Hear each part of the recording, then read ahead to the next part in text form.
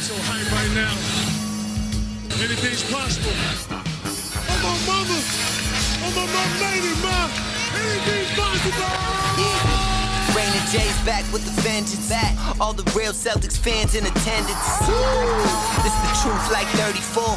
This like walking in the garden when you hear the roars. The crowd goes crazy. Most in-depth coverage on the daily. Mainly podcast royalty, the content kings. When you talking about the franchise with 17 rings. Focus like Danny at the deadline. Global but it got a local feel like the red line, the blue line, the green line. Play it in between time. I'ma throw my C's jersey on in the meantime and press play. When the F's done, I can't wait until the next day. Trying to stay in tune with the C's, that's the best way. Melly. Hey there, welcome back to the Locked On Celtics podcast. Thank you for making this show part of your daily routine, whatever it is that you're doing right now. I do appreciate you making this show a part of your Celtics life. I'm John Karalis, here with a special deep dive into the Brad Stevens coaching era. This is episode 5. If you haven't been paying attention, if this is your first time around, episodes 1 through 4 lasted all last week, so check those out. If you want to go back on YouTube or in your podcast app, make sure you're checking those out. But today, episode 5, we get into the season that just fell apart for Brad Stevens. Brad had trouble with Kyrie. The whole thing was a mess. And so we're going to get into that with Mike Dynon and Chuck McKenney. I think part of the sting on the Hayward injury was it was so severe that you knew it was going to, despite all of the internet doctors and all of the reports of, hey, well, if there's no tendon damage and it's a clean fracture, he could be back in 9 months, or he could be back in this. It was a year and a half, or, really it was the second season. Like he had that setback. He wasn't even close to being the same player in year 2. So it's not like if he had torn his ACL or even if he had ruptured his Achilles. It's almost as if it was another type of injury. Where there was a history of players coming back within the course of a calendar year, we could have counted on him, but you knew that the graphic nature of the injury, the image, that it just was going to linger, and I think that just was, and it just brought back, like I feel like too often this franchise dwells on, for having a lot of positive history. We do like to, and indulge isn't the right word here, but we often refer back to the tragedies that have happened, and it's tragedies on much different scales, the death of players or bad lottery luck. But I feel like sometimes the Celtics, as a fan base, we just like commiserate in this negative. When Hayward get hurt, you're like, oh, we're cursed. You know what I mean? It's just weird how that vibe kind of cast over this franchise and fan base, but just a crazy season. Well, it is. It's a funny thing because it's a franchise here with 17 championships, but it could be. I think part of what fuels it is, well, the Lakers are now claiming their 17 championships, which we know it's not really 17, but it's they're claiming their 17. And Celtics fans are sitting there like, well, if, and you start running down all of the things. Well, if Larry Bird never hurt his back building that retaining wall for his mom, who knows what the Celtics would have done. And if Len Bias and Reggie Lewis don't die, like you're looking at the big three, Bird, McHale, Parrish being able to be carried by these guys, and they extend their careers. And if Kendrick Perkins or if Kevin Garnett doesn't hurt his knee and Kendrick Perkins doesn't get his AC, you start piling up like the Celtics. People start saying like, well, there's 18, 19, 20, 21. Like you start going through championships like they're a given. But, this is what people, especially around Boston, but this is what sports fans want. They want the championships. They want that. There's a feeling of personal pride when you get to put on a jersey of the team that you root for and walk around and be like, hey, my team is good. Your team is not. We're not Sacramento. Ha, ha, ha. All of that stuff. But the Celtics do come out of this season here with that surprising run, with that challenge, like, oh, wow, here's Tatum with that dunk, like you said, Mike. Here's, Jaylen Brown has his moments. Terry Rozier has his moments. Marcus Smart. All of a sudden, you start saying, like, hey, if Kyrie's not, hurt, he just had to get apparatus removed from his knee, so he should be back and fine. Who knows if Gordon Hayward can come back and be fine? Then look at, people start to look at the positive side of things, like people like me, and say, all of these other guys got their big run, and the Celtics are getting 2 potential stars back here. This next season, this 2018-19 season, could be like, this is the one. Mike, you had expectations in 2017-18, but everyone came in and said, hey, this 18-19 Celtics team could be deadly because of all the growth from those players. That run, everyone was getting their shine. All of those young guys were getting their shine. Brad Stevens was probably at his highest point. He had proven doubters wrong. He had gotten his team to overachieve in the playoffs. This was the end of 2017-18, despite the injuries, was the highest point of Brad Stevens' coaching career. This is where everyone who was on the Brad Stevens side got to crow and be like, see, this guy can get the most out of his team, and watch out what's next. Yeah, but it ended up being a lot of woulda, coulda, and shoulda, It just all started to come apart. Yeah. And it's still baffling as to how that happened. But, one thing we know with Hayward, after a whole season of getting medical reports, every week there was some new thing, like he's picking up marbles with his toes or something like that.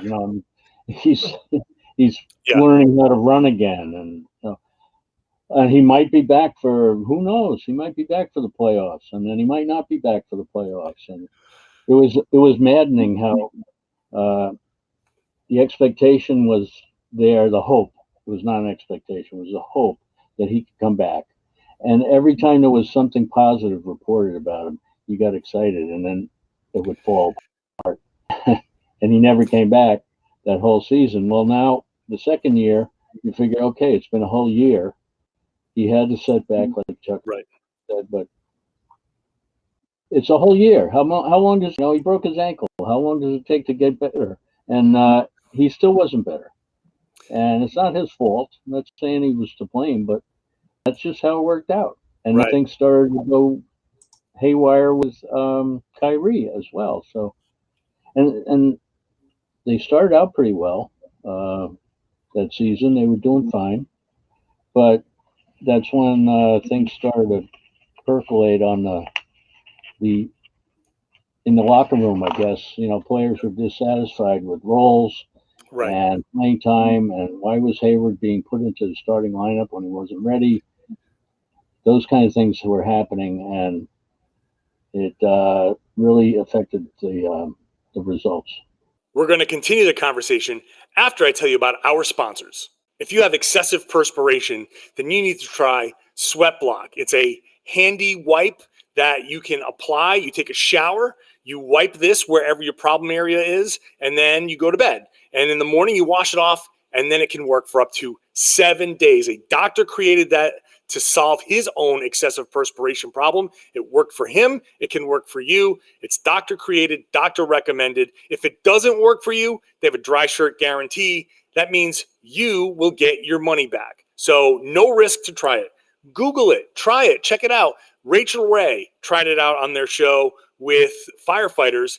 They applied it, went into burning buildings, did their job, came out, shirts were dry. This is your little secret to confidence. You can wear whatever you want to wear and not worry about it. So whatever you need it for, a presentation, first day on the job, new date, whatever, check it out. Go to sweatblock.com. Use the promo code LOCKEDON. You're going to get 20% off. Go to Amazon, read the reviews, 13,000 reviews. It's been a bestseller there for 10 years. So check them out. 20% off at sweatblock.com with the promo code LOCKEDON. Does this sound familiar? You've got one device that lets you catch the game live, another that lets you stream your favorite shows.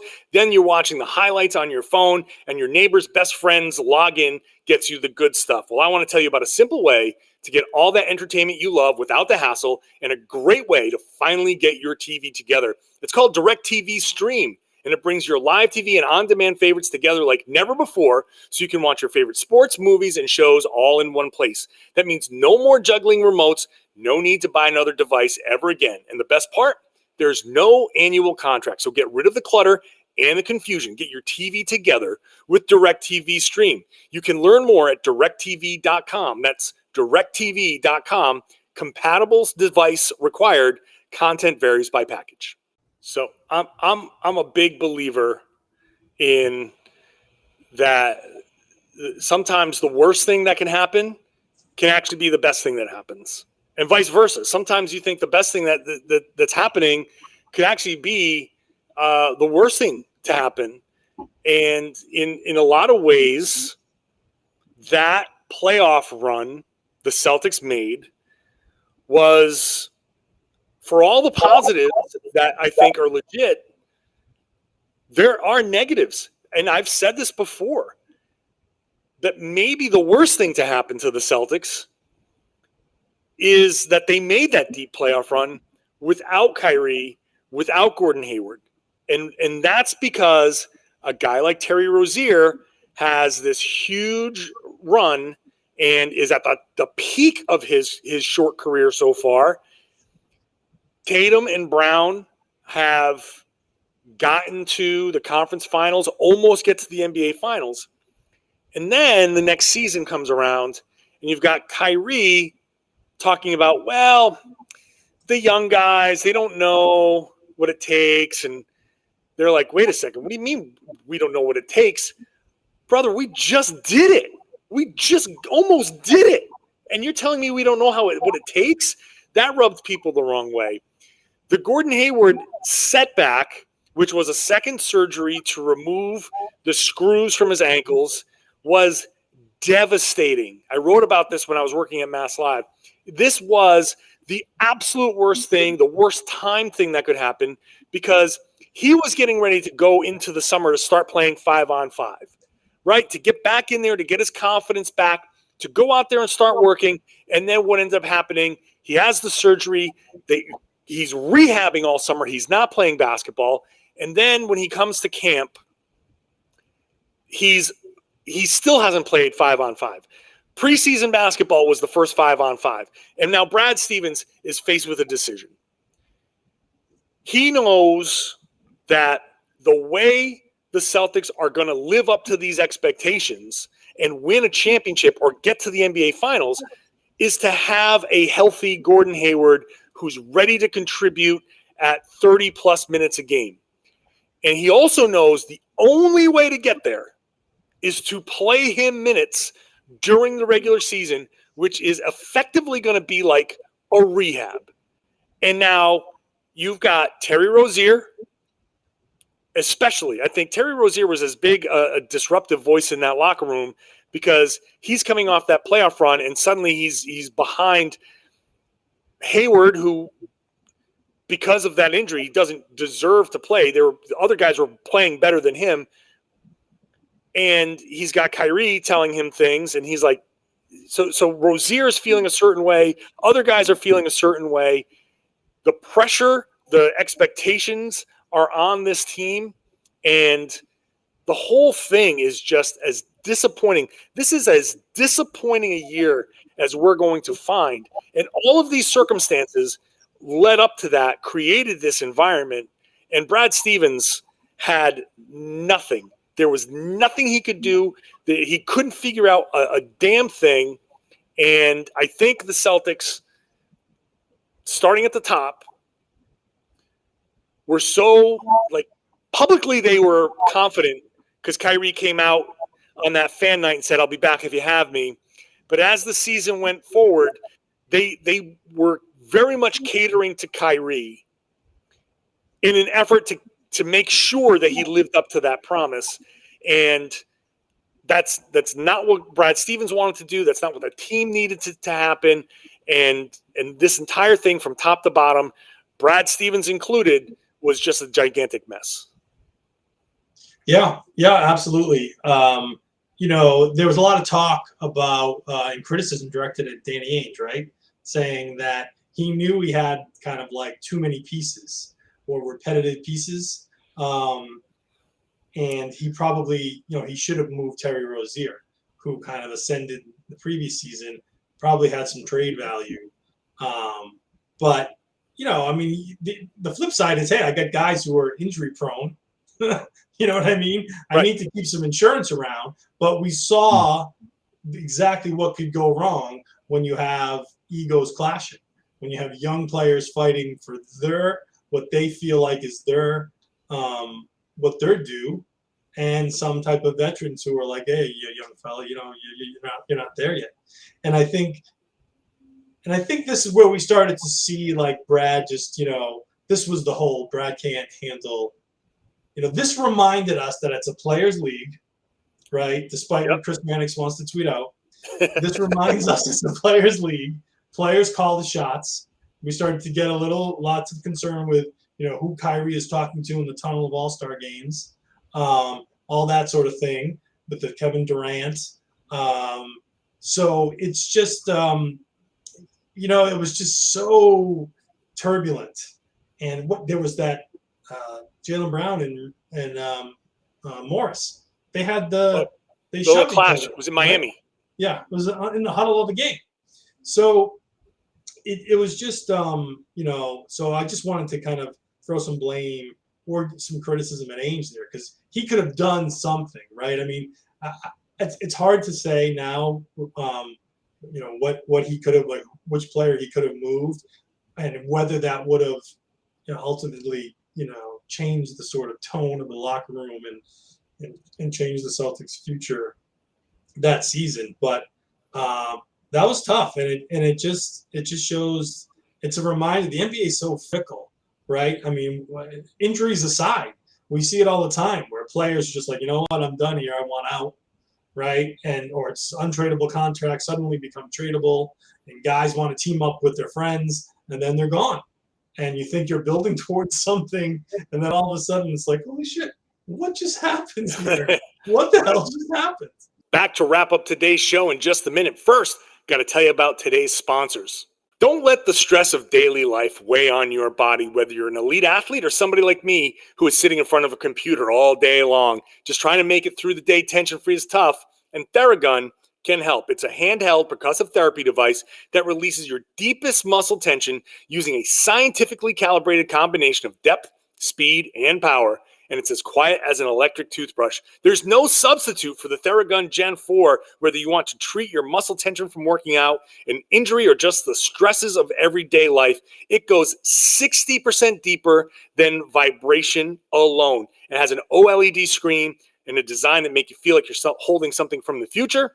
Just go to their site, check it out, and even the Theragun app learns from your behaviors and suggests guided routines. It's trusted by 250 professional sports teams like Real Madrid, elite athletes like Paul George, DeAndre Hopkins, Maria Sharapova, and hundreds of thousands of customers. So go to Theragun, try it out for 30 days, starting at only $199. Go to therabody.com/lockedon right now to get your Gen 4 Theragun today. That's therabody.com/lockedon, therabody.com/lockedon. What you just said, Chuck, I thought about that while hearing about all the extensions that have been given out to the Celtics players in the past week or two. We got Rob Williams and Smart, Jays, all extended out. They're all like, 4 or 5 years, and they're all under contract for that time. And wow, we're all set. But what if something happens? They change their mind. They can do what you just said, force their way out. That's what happens these days. But then, that whole thing with Brad and Danny not being able to do anything about that year, I think that's when maybe among the real fans, not the Not the ones that like to criticize all the time, but the fans that have faith. That's when things started to get a little rocky. For me personally, like Brad and Danny, come on, what are you doing? You got to do better than this. And that's Brad's image took a hit. It did. This season's tough, and I think one moment here that really stood out to me as far as Brad's image, the what Brad was doing, and how he was, I don't know, handling Kyrie, was that Orlando game where Brad. So the Celtics had made a big comeback. They were down 2 or something, and it was an out-of-timeout play. And Brad Stevens comes up with the out-of-timeout play. And Kyrie's like, no. Let's do this. Let's change it. And Brad says, okay. So step one, instead of saying, here's the play, I have this idea, this is what I see. And look, I say all this knowing that coaches and players collaborate all the time, and the coaches change things in the huddle based on what players see all the time. This one felt a little different because I'd never seen Brad really do it or not do it so obviously. And this was they set up a play where Kyrie starts in the backcourt. The ball goes in, it's supposed to go into Al Horford, and Al Horford makes the play, reads what Kyrie is doing, pitches it to Kyrie either for a 3 or a drive or whatever, and Kyrie's going to take the final shot. Gordon Hayward's inbounding the ball, and he gets the ball, I think, to Jason Tatum on the baseline. The Magic defend the play. Al Horford's defended, so Hayward gets the ball to Tatum. Tatum misses. Celtics lose, and this was the very I don't want to say famous, infamous Kyrie going to Hayward and saying, "You were supposed to give it to Al. You were supposed to give it to Al." And Hayward after the game's like, I got it to a guy who was open. He took a shot that he could make. He didn't make it. We'll watch the film. Cliche, move on to the next one. Kyrie was livid. He sat at his locker. I was in Orlando for this. He sat at his locker forever. It took him forever. He was the last guy out. He was back on the young guy stuff afterwards. That moment in Orlando, like all of us were in the locker room, we're looking at each other going like, what is happening here? That was a bad moment. And that was, in retrospect, that was a bad moment for Brad, a bad moment for the team. And this is where you start to find all of the people who had made a lot of the big proclamations about Brad Stevens. This is one where you go, not so sure this guy, I'm not so sure that this is going exactly the way he wants it to go. I don't know if this happened before or after that moment, but wasn't there also the Kemba Walker game where he was going off, and then that was later in the season, right? Yes. Kyrie gave comments to the media where he essentially said, "I don't know why we didn't double him or throw a trap at him or something like that." Right? That was another whoa, holy shit! He's just throwing Brad right under the bus. This was at the end of the season. I was in Charlotte for that too. That was down the stretch. That Kemba had the Celtics, I think, had a knack for fourth quarter collapses in that season. And this was another one. This was, I remember this game because I think Jaylen Brown was cooking, or maybe it was Jason Tatum, but Jaylen, I think it was the Celtics were cruising, and Jaylen Brown was having a good game, and everything was going great. And the Celtics got up 20-something, and then Terry Rozier started taking a ton of shots. And I remember, Terry Rozier just saw this opportunity of, we're up 20. Now I'm going to go get my stats so I can, when I go to become a free agent, I'm going to, here's my 20-point game against Charlotte in a win. But that derailed the entire offense. Again, this happened regularly. And Kemba Walker went completely nuts. And yeah, that after the game, outside the locker room, I was sitting there as Kyrie saying, yeah, I don't know why we didn't double team him. And all of us, holding out our recorders, are like, are you hearing this? Every once in a while, a player will say something, and everybody in the room knows, like, oh, wow. This was also the year that Kyrie said, out of nowhere, yeah, I called LeBron. I told him, like, yeah, I see what you're saying.